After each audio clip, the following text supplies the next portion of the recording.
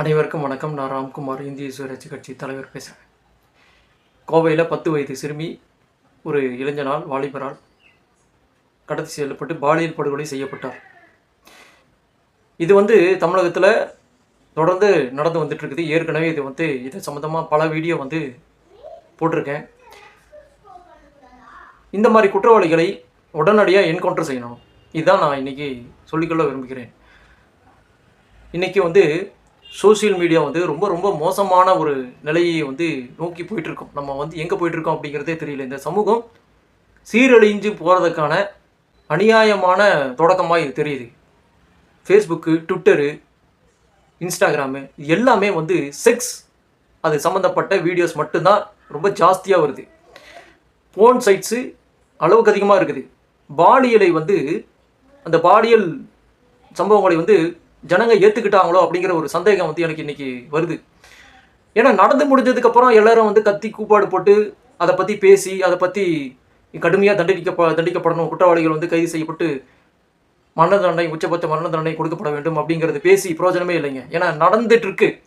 இந்த மாதிரி சம்பவங்கள் தொடர்ந்து நடந்துட்டுருக்கு. இதுக்கு காரணம் என்னென்னா, இந்த சமூக வலைதளங்கள் அதை கட்டாயமாக கவர்மெண்ட் அதை பேன் பண்ணணும்னு சொல்ல, அதை கண்காணிக்கணும் அப்படிங்கிறது கூட சொல்ல.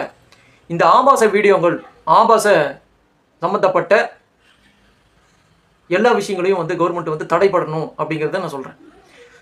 அதாவது ஒரு 60 வருஷ காலத்துக்கு முன்னாடி இந்த ஆபாசம் அப்படிங்கிறது இல்லாமல் இது ஒரு புனிதமான விஷயமா கருதப்பட்டு வந்தது.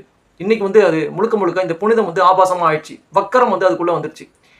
இன்றைக்கி கிட்டத்தட்ட 100ல் 90% பேர் இன்றைக்கி பாலியல் அப்படிங்கிற ஒரு விஷயத்தை ஏற்றுக்கிட்டாங்க. அதனால தான் இவ்வளோ கள்ளக்காதல்கள், துரோகங்கள், சுயநலங்கள், பாலியல் இச்சைகள் இதெல்லாம் ரொம்ப ரொம்ப ஜாஸ்தியாக இருக்குது. இதுக்கு இந்த மாறிப்போன சமூகம் தான் காரணம். அந்த மாறிப்போன சமூகத்திலேருந்து வர்த்தவன் தான் இந்த மாதிரி குற்றவாளிகள். அவன் குற்றவாளிகளாக மாறுகின்றான்.